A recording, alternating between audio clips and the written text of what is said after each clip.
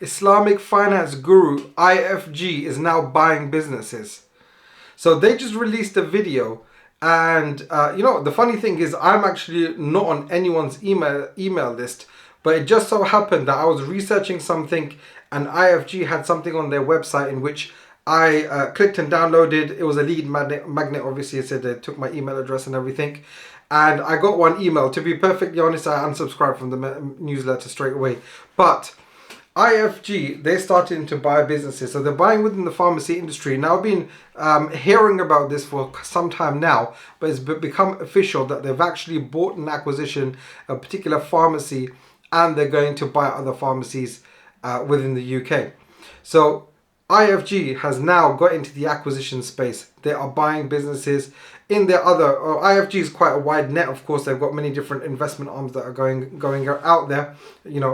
Good luck to them. They're doing good work, but now they're going into private equity. So what are they doing exactly?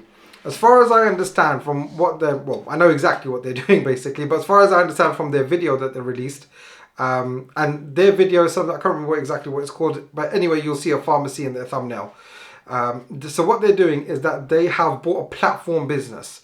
So what is a platform business? When you're buying businesses, then you can buy a platform business as your first or even second acquisition. And what a platform business is a business which is essentially going to set the standard and set the benchmark for all of your other acquisitions. So their platform business is Everest Pharmacy. Now, I don't know a huge amount from the pharmacy industry, although I'm very interested in it, and I have helped people sell pharmacy businesses before. One particular group, which was a fantastic group. Now, that particular pharmacy is apparently one of the top pharmacies in the country. They were talking about how they're one of the top 10 pharmacies that deployed the coronavirus jab vaccine out into the UK. So this is the kind of platform business that they have, and they're obviously utilizing technology. Obviously, they just showed a few snapshots in the video, but they're utilizing technology and they've got a good system, it looks like. So what they're going to do is that they're going to buy other businesses, other pharmacies within the UK. I think they're going to be focusing in the north first, because that particular business is in Manchester. It's always good to go around a particular location first, a geographical area, and then expand out if you can. So they're going to buy other pharmacies which are struggling or maybe want to sell up. Now, when you're buying businesses, then there are multiple reasons as to why people might want to sell. My advice to IFG, if you're watching this video, is that when Everest is going to buy pharmacies, don't buy distressed businesses, because distressed businesses become a turnaround.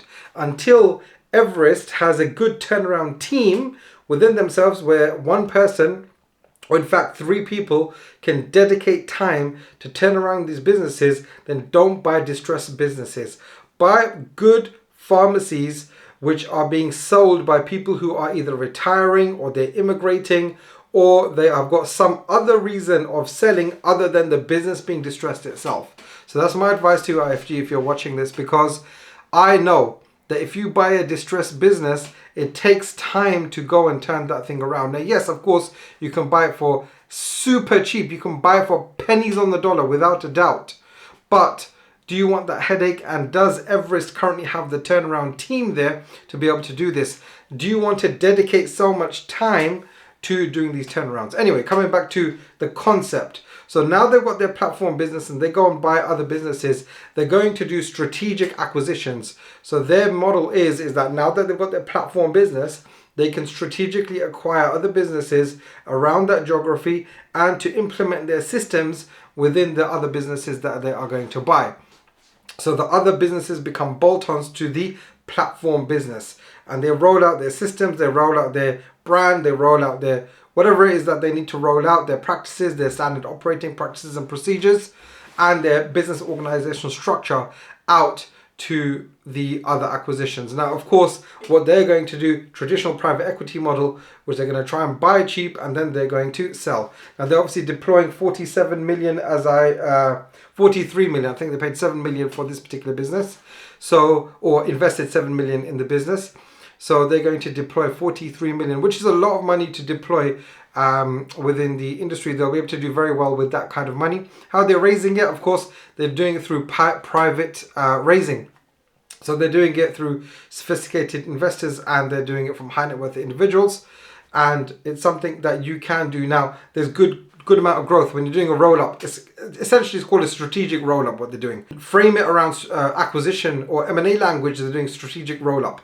So when they do their strategic roll-up, depending on whether they want to continue going or they do want to stop at the 50 million that's been deployed, then they are going to, once everything's been laid out from the platform and all the systems have been implemented across, they're probably going to either sell it to a bigger private equity firm, or they've got multiple options, but probably selling it to a private equity firm or going public are the two options that they can do. To be perfectly honest, if they are spending 50 million and if they're doing it the right way, the way that I teach, then they should be able to acquire at least 25 million of revenue, of profits, I should say.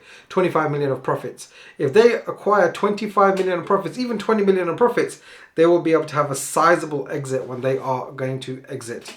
Because generally speaking, when you're buying these pharmacies, you should be able to buy them for quite a competitive price, especially if they're going for sellers who have a reason to sell. You know, there's two types of sellers. There's one type of seller who has a reason to sell, a genuine reason to sell, and they are a motivated seller. IFG only ever deal with motivated sellers. There's plenty of them around. You don't need to spend a lot of money. You've got your 50 million there, but use it wisely. And then you've got those people who are always in the market to sell, but they're not motivated sellers. Ooh, I don't know what's going on there. But they're not motivated sellers, but they would be, or they could be motivated to sell if the price is right. You want to stay away from them. Now, you've already got a platform business. The only way that I would pay more money for a business, if, for example, the seller is not motivated, if that particular business that I want to buy becomes the platform investment itself. Why? Because they'll have systems, but you've already got that in place, so you don't need to worry about that. I'm talking to other people here, is that you might want to pay a little bit more for a business if it's got the systems that you require to go and platform other businesses.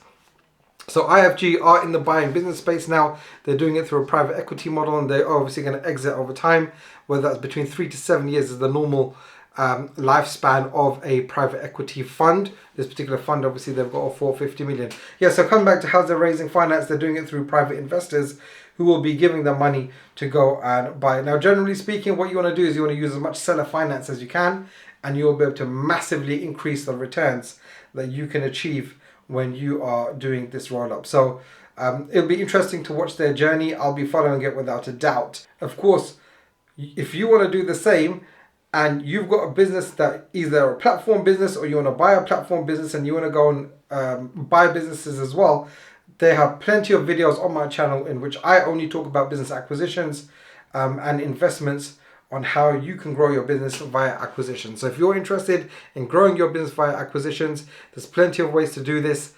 Watch the videos on my channel, or you can get in contact with me through the links in the description. I'll be more than happy to help.